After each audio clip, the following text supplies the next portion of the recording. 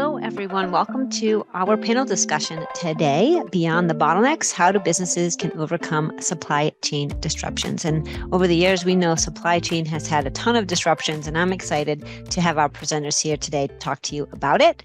We have Steve Chinsky from Accelerant, who will be hosting and moderating and asking these amazing questions. And then we have Adam McIntosh from WebSand Solutions joining us, Jason Lewis from High Radius, and Megan Mann from Commerce Build. And they're all going to talk to you today about all of the supply chain disruptions and how they can help from the back office to the front office to your e-commerce and everywhere in between. So this is an exciting discussion today. So glad you are here. We will be recording this so that you can review the recording and share it with your team at your leisure. But with that, let's get started. Megan, obviously, we've talked a little bit about, the data, the analytics, the visibility here. So with the distributors, you got distributors, wholesalers, manufacturers, all having, an ongoing supply chain issues in the world today that keep impacting them and, prospects and customers for the foreseeable future. I don't see it going away in the next several years because it's just impacted us so heavily after COVID hit for all of us. How do these challenges frustrate customers? Like, where do you see the big frustration lying, and kind of where are you seeing that in your space? Yeah, for sure. I think it's a really great question. The rise of e-commerce in the B2C space with companies like Amazon has really created an expectation around delivery and how quickly we can order a product and actually receive it at our door. And that what's been happening in the B2C space has also transitioned over to the B2B space as well with wholesalers and manufacturers. So the first frustration I see is misalignment on expectations, because oftentimes, these customers are expecting to have fast deliveries. So when supply chain issues or delays come into play, it can create a lot of frustration for them because they may be relying on those goods to then sell to their customers. And so it's not just them that are affected, it's down the line as well. And so when this happens, it could mean a loss of revenue, it could mean a reputational loss, and all in all, that's just a huge frustration for these customers' businesses. Another thing that we've seen in our space, and I can speak about this personally because I not only working with Commerce Build in the e-commerce space, but have my own e-commerce companies as well, and I had them through the pandemic, is the quality of the products actually diminishing as supply chain issues have increased. So for companies that are B2C really focused, reviews are extremely important in your online reputation. So when you start to have these quality issues, which I actually experienced with one of my products, it really can put the company at risk. And that was a really scary situation for us. Fortunately, we were able to find a new manufacturer who could meet our timelines and meet our quality needs. But we'd been using that prior manufacturer for a few years before that with no issues. It all started when we started to see the supply chain issues with COVID. So that's another big one. And then I think pricing. A lot of the frustrations customers are seeing right now is pricing increases in manufacturing costs, logistics, transportation, shipping, all of that. And so when we see the higher costs, we then have to play that down the line through the customers. And so I think that's another big frustration that customers are seeing as well. We have an e-commerce solution, and so our goal is to try to solve some of these issues by creating a really good customer user buying journey, so that during a period of time where maybe expectations on deliveries can be properly set by making sure that the correct ETA dates are placed into the web store. And if changes to that date occur, then we can update that automatically so that there is that visibility between a customer and their customers. Oh, Megan, you hit so many high notes in there, because I'm, first of all, as a consumer, and somebody here, I know what you mean, the frustrations, pricing, think about a dozen eggs. We all know, we always laugh about it because we all go to the grocery store and we see the prices out of control, the quality, because you can't get in a product. You have to take maybe a second or a third level vendor that you really weren't going to use, and you have to use them to sell because, you're not getting the premier product you want. So, and it's true. I mean, expectations are number one. I mean, I have the same thing with my customers. I have to set my expectations so we're aligned on the same page. But I love the fact that you attack it, with Commerce Build through the the buying journey, I call it, as you put it very well. I like the buying journey because if you can set expectations up front with the person shopping and you understand what's going on, then hopefully they'll give you a good review and so on and so forth. I'm going to throw it back. I'm going to pick Adam first. Adam, any input here as to kind of the question I posed to Megan on this? Well, I'll just add, I'll be really brief. You spoke to the buying journey, and I think our customers, just customers in the market, are looking for solutions that are simple, easy, plug and play. I know the Commerce Build solution well, and it does a great job of taking people through that buying journey, and that's our job as IT solution providers, is finding those types of solutions. So yeah, I think that is the new expectation, though. Like, you need to address a customer need head on from end to end, and that's what it takes. Jason, any forethoughts about the question? No, really insightful stuff, especially from the B2C perspective, as Megan articulated, and just trying to ensure that the customer experience is solid in a market where the supply chain has put you in a position where, you know, the quality of the things that you're selling may be compromised, right? For whatever reason that may be. It was really insightful for me, because I've noticed it as just a consumer, because we're all consumers in our own right. But to hear Megan explain that was quite insightful. Excellent. Adam, I'm going to ask you a question. I go to you this time. You know, how are you proactively, helping the customers prevent disruptions in their supply chain? What are you doing to kind of address it from their side, at WebSam? I'll go back to what I mentioned earlier to Jason's follow-up question. I talked about just having the right inventory on hand at the right time. We deal with SMB customers mainly. If you look at larger corporations, they have formal financial planning and operations planning processes. We've tried to bring that to the SMB market through our sales and operations planning and through our suite of apps that take people from planning their inventory through receiving it, through pushing it back out. And so we've got plug and play apps that in every one of those steps in that equation that allows you just visibility to your incoming inventory, visibility to what's going outbound, but in an automated way. So we've automated each step. So if you need to automate your international receipts via a container or by EDI, or automatically route inventory or an order to a different location, or automatically route inventory to a particular order because that customer is more important, we've got plug and play solutions that just help prevent issues and automate resolutions when an issue does arise effectively.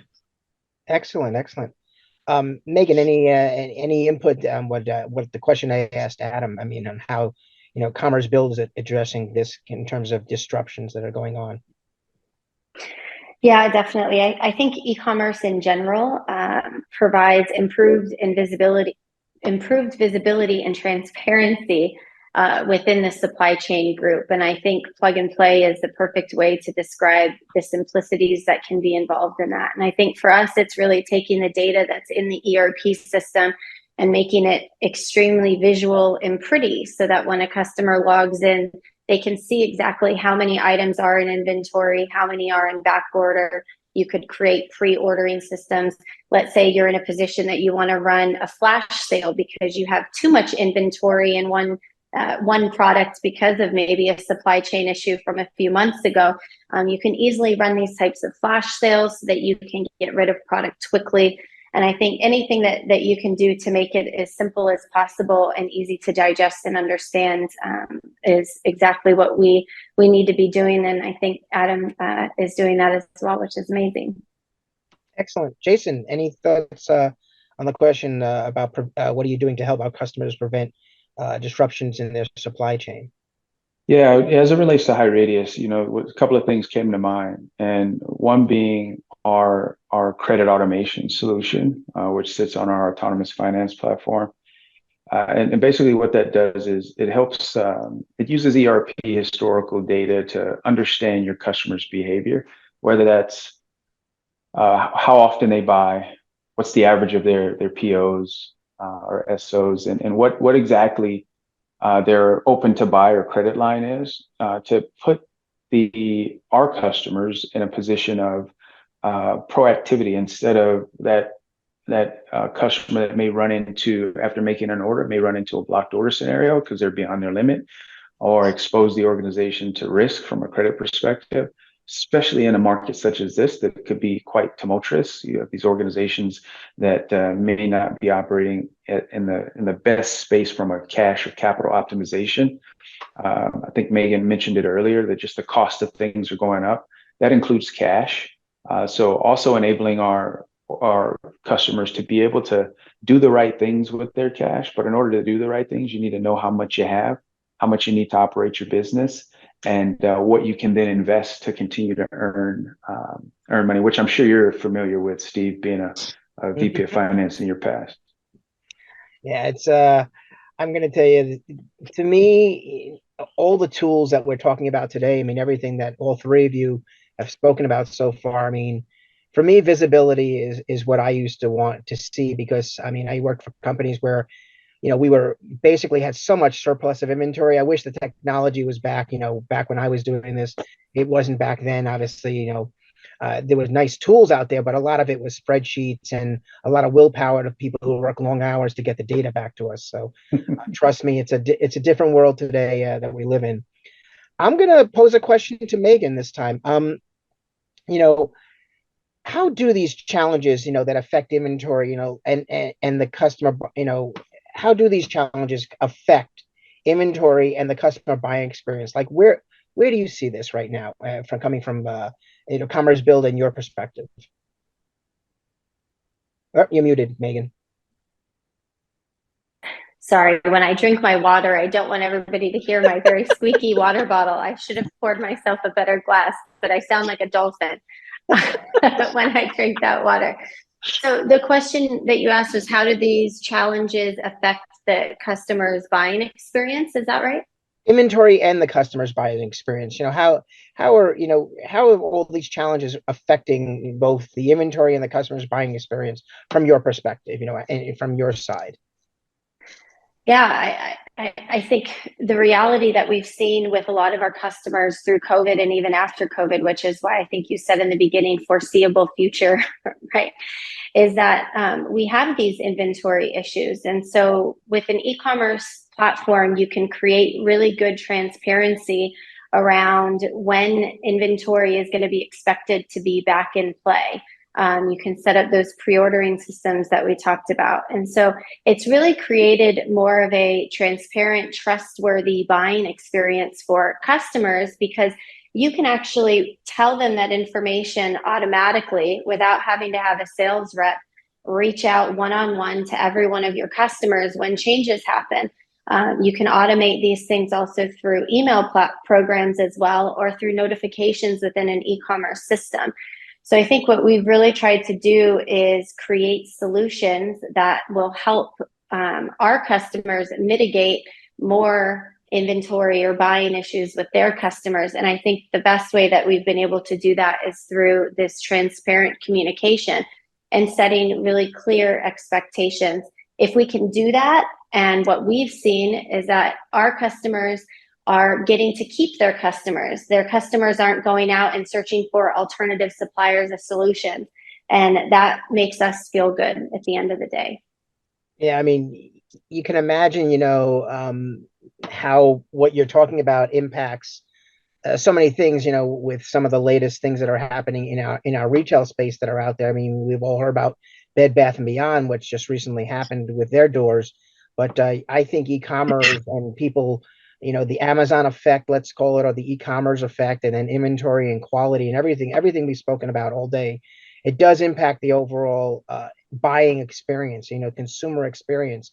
And a consumer could be one of two things. Don't forget, your consumer could be the person buying the product, but don't forget, if I'm the one buying the actual items overseas, or coming, as Adam put it, bringing inventory from overseas in a container, or Jason's talking about how the information is coming from overseas. I'm also a consumer of my vendors, so everything is going to impact me in the long run here. And I want to make sure my end consumer, the one who actually, let's just call it, pays the retail price, they're the ones that are going to have the best experience overall. Yeah. If I might add just one No, thing go to ahead. that too.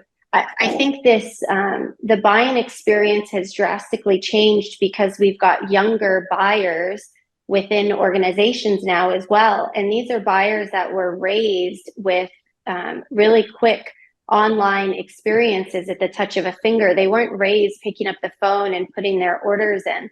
And so I think that buying experience for these millennials, Gen Zs, and so forth, they're really pushing companies to embrace digital transformation and enhance their technology systems, because that's what they want to be experiencing when they interact with their customers, and so forth.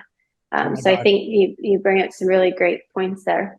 Absolutely. I mean, it's very true. I mean, every aspect of an organization is to me it's going to have to go through the digital transformation if they want to stay competitive in the space. It's just the way it is today, with technology moving so fast, and with AI and some other things impacting all of our businesses.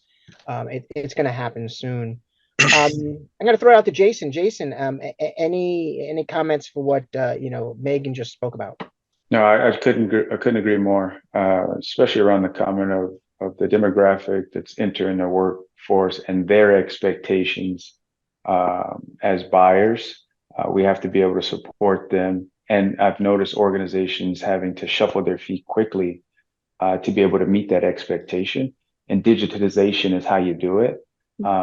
And product like Megan's and Adam's platforms are going to help give them the visibility to do that. And then there's a lot of talk about the inventory and the disruptions therein. Where HighRadius fits in is we just help you get that as that inventory turns into an invoice, you then need to make that invoice turn into cash. And we're helping all of the back end finance functions, which are also in many cases still mundane and painful processes for full-time finance analysts to work through, so that they can close out these invoices as paid and not damage the customer experience on their end. So it all works together. It's just upstream and downstream effects. So it's just interesting to hear how it all works. Very true. Very true. Adam, any thoughts from you? Yeah, I'll piggyback off of Jason's point there. Megan talked about ensuring you keep your customers. And Jason talked about kind of the downstream experience that his solution provides. I've seen chaos in warehouses where clients don't know when inventory is coming in that then needs to be pushed back out, or where goods are, who should get what goods. And it's with the right systems in place that it just automates that experience. And if you look at the new workforce, or the Gen Z workforce that's coming up, they just have an expectation that things just work. They just want it automatic. They want it to work. And so you need to be able to put systems in place to facilitate that, where someone just goes up to a scanner and it tells them what to pick, or it tells them who gets what inventory, so on and so forth. So there's just that expectation now, and you need the proper systems in place to do that. Agreed. Very agreed. Jason, I'm going to ask you a question. What advice would you give, to CFOs who are looking to improve their supply chain management practice? Where would you kind of address, what would you address with them and stuff like that? Yeah, great question. So, my interactions, we sell into the office of the CFO, so we're engaged with them quite frequently. And there's some things that they're looking for. They want to ensure that all sales become cash as soon as possible. They want to incorporate a process that works today but can scale with them into growth. So standardization of those processes. They want to keep cash flow consistent despite any market fluctuations or external contributing factors. And they want to onboard new customers faster and stay on top of the risk as it relates to different customer segments. And in order to do that, they need systems that aren't so labor intensive, such as HighRadius, that'll be able to connect to ERP, connect to the credit safes, the DMBs of the world also have online credit applications, so that we're shortening the cycle of, them landing on their site, placing an order, them extending credit, and then that invoice turning into cash for them. So it's to put themselves in a position of acceleration, and cloud-based software will help them do that. A digitization of those manual efforts will do that. And we're not a replacement per se. HighRadius, I'm speaking of HighRadius specifically, of human intervention, but we work alongside them so that our human, that the full-time analyst is working on more strategical tasks and function, whether that's white glove treatment to a particular client or customer, while the solution is pulling ERP data, matching it with the remittance and closing it out. So first step is really understanding, hey, how well does the Office of the CFO's priorities align with the four that I mentioned? And then, finding a solution that's dedicated to those outcomes that align with that. So, that would be the recommendations I would give, Steve, to the CFO. Excellent. I mean, for me, sitting in those shoes, I mean, in terms of where you're headed here, I mean, look, don't get me wrong here. There are various tasks and jobs that are always going to require either significant human, what I call labor-intensive activities, depending upon what you're doing. But the fact that technology today can at least augment it and reduce the amount of labor, giving everybody a work-life balance, I think that's critical and key here, because we need to be proactive, not so much reactive today. And it's important that we embrace technology, we embrace what's really out there, because we need to stay competitive in the marketplace. We need to stay competitive in the world. So all in all, I mean, you hit a lot of good points there. Steve, I wanted to add something, because we talked about in the last question, we talked about the new generation of buyers. There's also a new generation of analysts, and they don't want to go and be filtering spreadsheets and pulling out source tables out of an ERP they don't want that type of experience. Those analysts are also in that same generation bracket, and they want to be able to use technology. So, there's a trend where I've seen turnover skyrocket in back office because they haven't digitized their back office process. And I'm with you 100% that there'll never be a situation where human touch is completely eliminated, but let's use the brain power strategically on those high priority tasks. Absolutely. And let the robot do the things that we don't want to fool with on a daily basis. Absolutely. Adam, any thoughts on what I just asked Jason? Yeah, what we're seeing is our clients want to free up their staff to be able to offer more of those strategic insights. So if we can automate some portion, I agree it's never going to be all, but some portion of their daily tasks or daily jobs, that allows them just more time to analyze, to predict, to give more, or I'll say add value to the process. I like that. Megan, any thoughts from you on how to improve, the question I asked Jason about improving their supply chain management practices? Yeah, definitely. I think a lot of times when people think about e-commerce, you think the key stakeholders who want it are going to be sales and marketing teams, right? But in reality, a CFO is one of the most excited people when we start talking about e-commerce projects. And part of that is because old school businesses that run on net terms, where they have a slow order to cash process, we solve that problem pretty quickly with an e-commerce store, because the order is made and a payment is made and payment is received before products are even shipped out. And so CFOs really love this concept of the ability to make money faster. And I think that's exactly what Jason was alluding to in the beginning of his section. So I think e-commerce plays a big role in that. And I also think we have a product that's a customer portal. So businesses that don't necessarily want the B2B e-commerce experience with images, they can just use a customer portal. And in that portal, it allows that customer to self-serve. So we have a actual calculator that will highlight with several different inputs how much time a customer service team is saving by creating a self-serve portal where that customer can go look at their tracking information.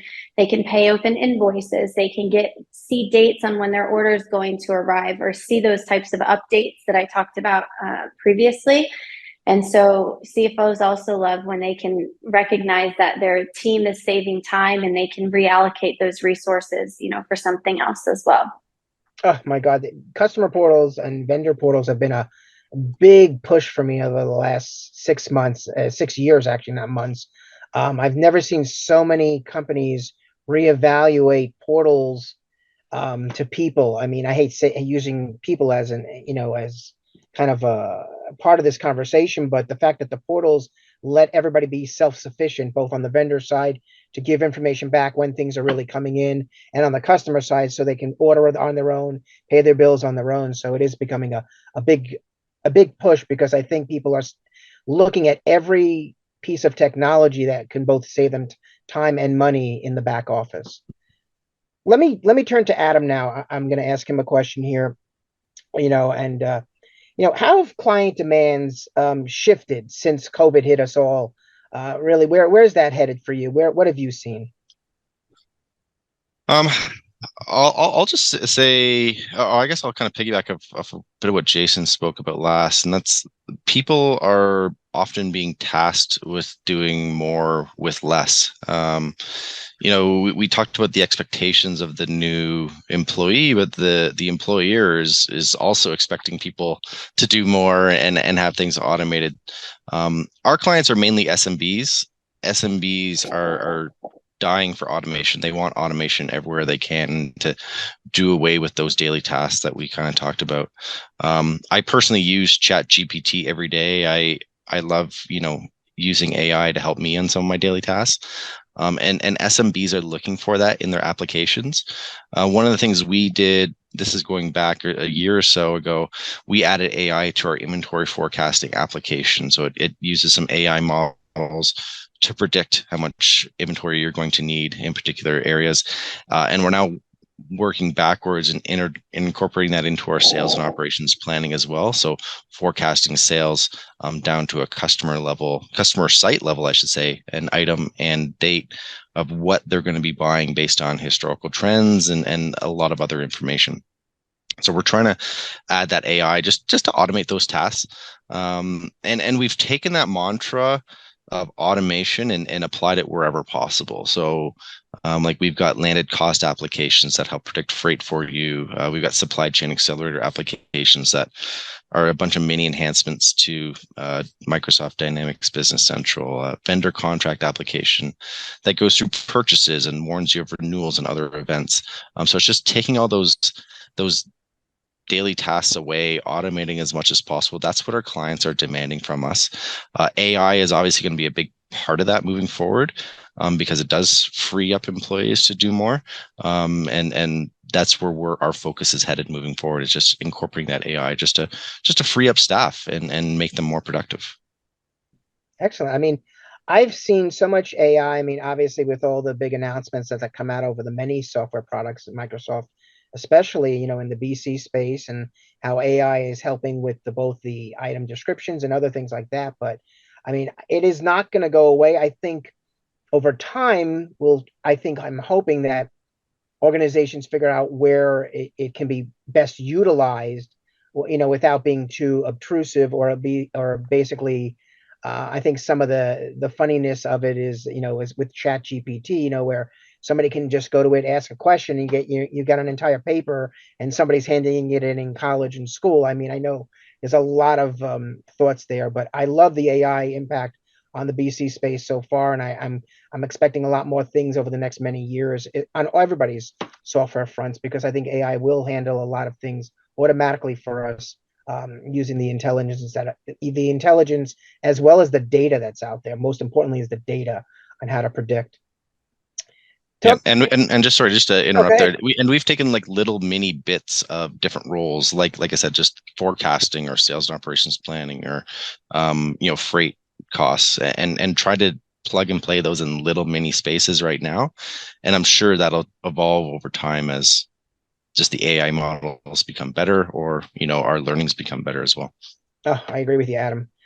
Megan, thoughts, input here as to what where Adam kind of took us, in terms of how things have shifted since COVID. Yeah, definitely. I love the conversation of AI. I'm from the marketing side as well, so I think there's a lot of really cool and amazing things that we can now do with AI. I think in the same capacity as how amazing it is, we also have to think about ways to use it in a positive way.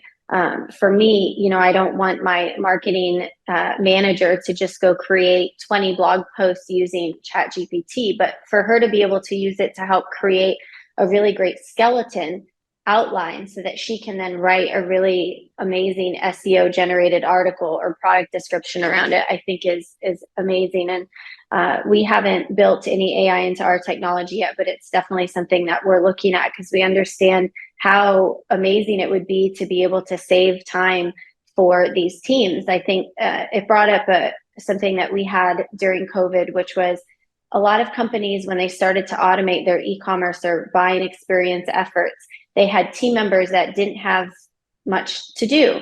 And so we created some really great training around additional ideas and ways that they could utilize that time. So creating more personalized selling experience. So instead of just selling when somebody reactively, when somebody was coming to you, they could start to sell proactively by offering upsells or cross-selling. And they could do that not only through the site where they were creating that experience online, but they could also take that offline and still create that personal buying experience, whether it was through emails or just proactively calling because they had this extra time. So I think COVID really changed the way that we had to do business. I think it created the need for us to become more personable as well through this process, because we had to start to actually pay attention to people, and we had to start to create efficiencies in that process and be able to explain things like supply chain issues to inventory problems to pricing increases in ways that we never had to do before. Oh yes, I mean we've all felt it. All of us on this call today have felt that, because everything was shop floor. I mean, the simplest thing, I went out and I had to look for a microwave. My microwave broke, and I mean I figured it was going to be a few $100 from good old Home Depot or Lowe's. Ends up being $600, and I'm like, oh, that's a nice increase in price. But again, I mean, granted, it's been a while since I bought a microwave, but that supply chain, that everything from the boards to everything in that unit has gone up dramatically, and we all know it. We feel it in our. I hate using the analogy. I feel it in my wallet, but that we do. Jason, thoughts on what I've kind of asked Adam here in terms of what's shifted since COVID that you've seen. Yeah, I thought they covered it very well. The only thing I would add was just the dexterity of being able to get the work done anywhere. I think I've seen a shift in that, the post-COVID era, which also incited the disruption. So, just enabling organizations to get the job done wherever, instead of just in an office or traditionally where we went. And disclaimer, Steve, I wish I had the opportunity to get a term paper written in my college days with ChatGPT. I had to use an encyclopedia, which I have to explain to my children what that is today. So, oh, now you're making me laugh. You're making me laugh. My man, I might have dated myself, but yeah, it's. I was playing with it the other day, Adam, and I was just amazed at what ChatGPT can do. It's funny the things we show our children and others, when you go pull something out of a basement or somewhere. And I actually have an old rotary phone, and literally I just happen to have it. And like they show it to people, and they literally like, oh, what is that? They think it's a toy, like a Tonka toy, or something from like Yep. play school or something. And no, that was our phones we used back in the X era. And they start literally like, what do you mean you don't have a cell phone? You can't? Yeah, thank you, Megan. Yeah, it's like, what you mean? I can't just open my app and do XYZ in like in 33 seconds? And it's like, oh my God, completely oblivious to like what we do in life. Absolutely. Let me turn to Adam here. I want to ask a question of you, Adam. And how does WebScan help, with supply chain challenges overall? I mean, I'm going to kind of work towards asking this question of everybody's different products, but give me kind of talk to me about that. How do you help the supply chain challenges that are out there for your customers? Well, I'll just say we make their lives easier. We've talked a bit already today about some of the different solutions that we offer, and I'll just kind of high level say we make people's lives easier. Like employees everywhere are stressed. People went from a pandemic, and there's now recession fears and job market instability. Interest rates, like people are stressed out, and so it's our job to bring solutions that make their lives easier, are interconnected.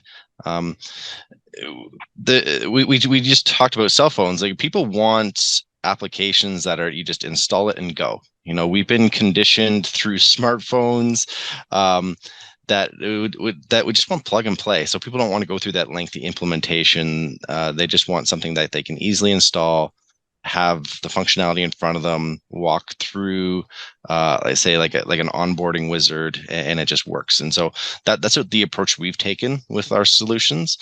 So like we the way we look at it is we have plug and play, end-to-end solutions that you can install. It'll walk you through it. You can configure it right as you go, and just use it, and it just works. And that's our goal with every application we built. And our goal is really to have our clients using it within minutes. And so that's at a high level how we help our customers. And like I said before, we've got applications that take you from all the way from the planning process within Microsoft Dynamics Business Central, through inbound inventory and then shipping that inventory back out, all in an automated way. Excellent. Megan, how does Commerce Build help their customers, I guess, with all these supply chain challenges? Yeah, definitely. I think I love the plug and play analogy because I think it's perfect for what we're trying to do and making technology easier. So for us, it's really about creating fast and affordable e-commerce implementations and customer portal implementations.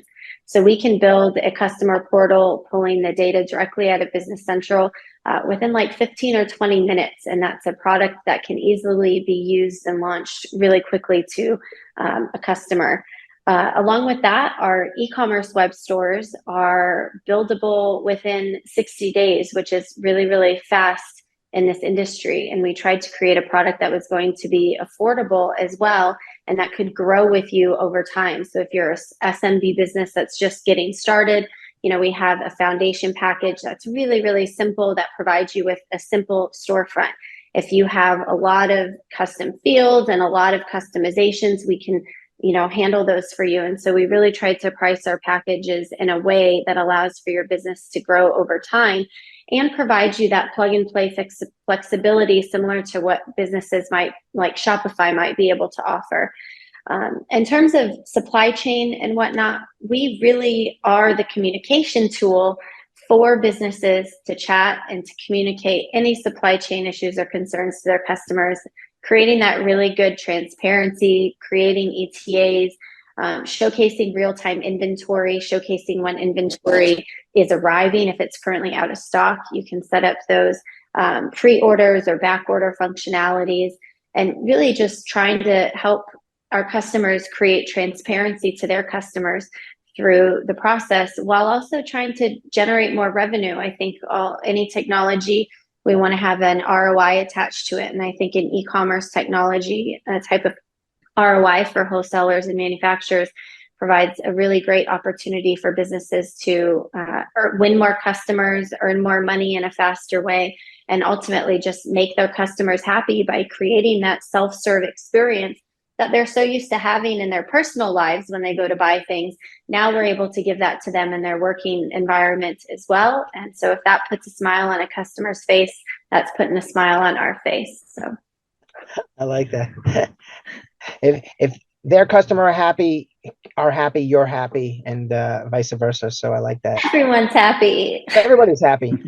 Jason, how does High Radius, help out here and attack this and, make sure that their solution is the right fit? So, talk to me a little bit about High Radius, how you address this. Yeah, High Radius provides that real-time visibility to the possibilities when it comes to finance in the office of the CFO.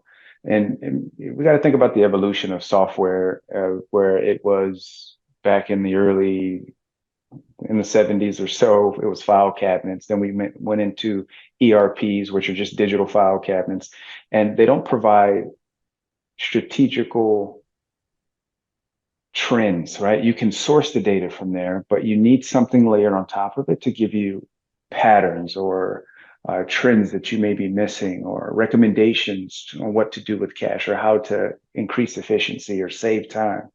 And our solution is what will enable the office of the CFO for that. And then with the market being very M&A heavy, with a lot of the organizations that we partner with, who are our customers today, they're very M&A heavy. And so they're bringing in this new set of file cabinets with the new set of data.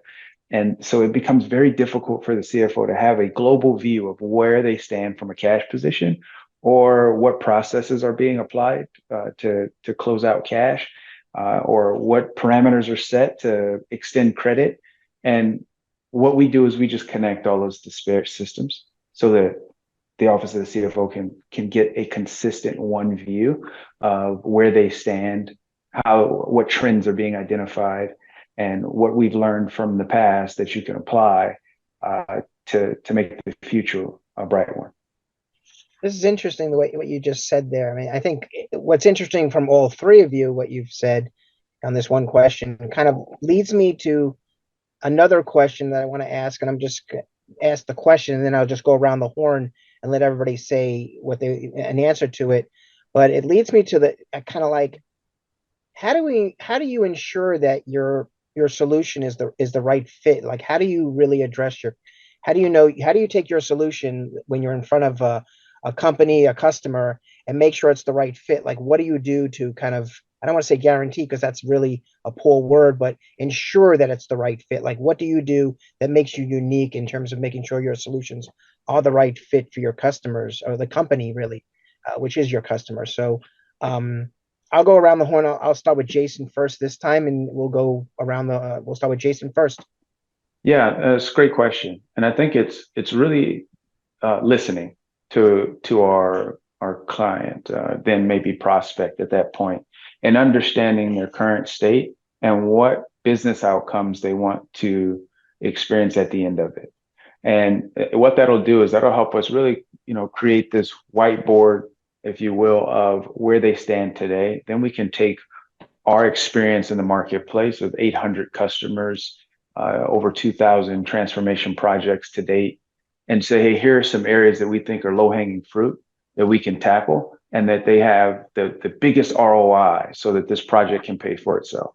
Now, we do see that there's some green field ahead, but we can tackle that next year, all right? And we can kind of map out a digital transformation roadmap for you, so that you have a larger project plan. It may span 5 years, but we're trying to get you some real ROI with our speed to value implementation methodology. But Steve, it starts with understanding where they are today fully, and where they see themselves, or what business outcomes they're trying to achieve.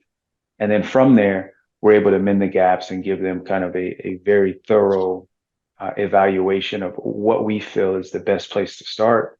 Then we collaborate and we move forward. Excellent. Adam, let me ask you the same question. Give me your thoughts. Yeah, Jason hit the nail on the head pretty good there. When you first started proposing the question, my first thought was just listen to your customers.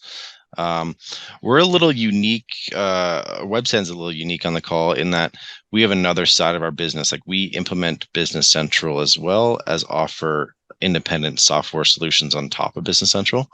And so I'll say kind of we grew up in the just offering Business Central and slowly adding customizations for customers. And over time, we built out a practice that had a lot of independent add-ons within the system. So I think we've got 26 or so different supply chain solutions within AppSource now, which is Microsoft's online portal for applications. And we've built those just from listening to customers, giving feedback of what they need. So for us, when I go into a customer, it's not necessarily can I get you a solution. It's what is the best overall solution for your business. And some of that might be off the shelf. Some of it might be something that's a little bit more custom. And then there's everything in between. So if you just listen to your customers, map out what they need, that usually tells you everything. And I'll say, until you get the baseline systems in place, you don't really have permission to start really customizing and going too crazy. So just listen to your customers, make sure you get the baseline functionality in there, and then you can add from there.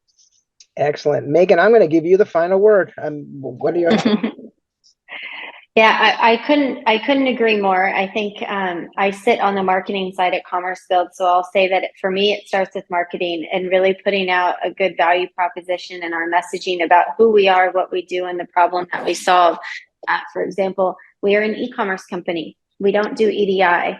Interesting that some people think that we do, and so it's like we have to make sure that our messaging is very clear on what we offer.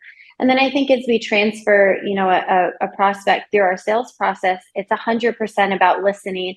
It's about asking questions. So we may not be getting everything, we talk on our sales team, are you getting everything that you want to hear from them? So that customer might only share what they think that they need, but in reality, there's probably 20 extra questions that we should be asking them to truly determine the requirements of what they need that they maybe haven't even thought of yet. Or in terms of e-commerce, maybe they didn't even know was a feature or functionality that could be out there. We have a technical sales engineer as well that comes on those calls to truly understand the tech they have, where they're wanting to go, and so forth.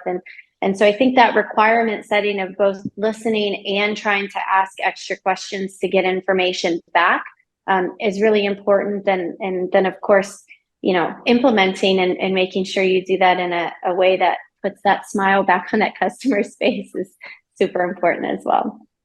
That is fantastic. I love it. I mean, of everything everybody has said today, it's amazing. I mean, between whether we're talking about history and predictive information, trends and analysis, whether we're talking about expectations, quality, pricing, and everything like that, whether we're talking about trust, things that are plug and play, trying to really hone in on, doing things in a faster, easier way with technology and the information and the various information buckets that we've got to do all the jobs for everybody in a business, all the different positions in a business. I think all three of you have hit the nail on the head with regard to our conversation of today, which was all about the supply chain arena at the moment and how it's been disruptive and, kind of what's impacted them overall.